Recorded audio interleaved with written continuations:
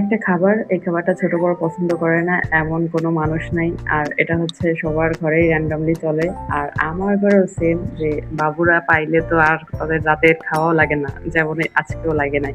তো এই খাবারটা হচ্ছে আমার বাবুদের পছন্দের একটা খাবার। তো চলেন সেটাই দেখাই। হ্যালো এভরিওয়ান, আসসালামু আলাইকুম। This is Maina from ময়নাসেন page. আজকে হচ্ছে চিকেন পাস্তা রান্না করব। তো এখানে যে ফ্রাই প্যানে তেল দিয়ে তারপর ২ টো ডিম দিয়ে একটু ক্রাম্বল করে উঠায় রাখবো। তো ডিম ২ টাকে দিয়ে সুন্দর মতো একটু নরম নরম করে আমি এটাকে সুন্দর করে বাটিতে উঠায় নিব।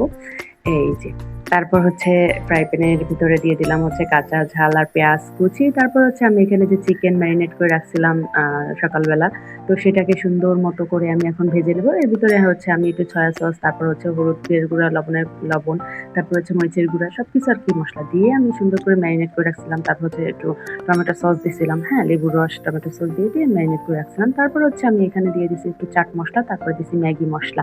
দিয়ে সুন্দর করে আমি নাড়াচ্ছি। এটা মানে নেড়ে নেব। নাড়ানোর পরে হচ্ছে আমি এটাকে একটুখানি সিদ্ধ হতে দেবো, যেহেতু চিকেনটা একটু সিদ্ধ হতে হবে।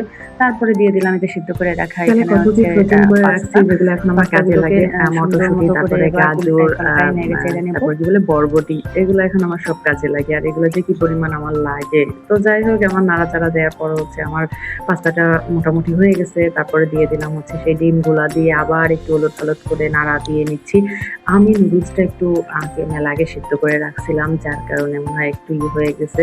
তো পরে আবার না ঠিক হয়ে গেছে একদম, যখন একটু ঠান্ডা হয়ে যায় তখন আবার শক্ত হয়ে গেছিল, ব্যাপার না।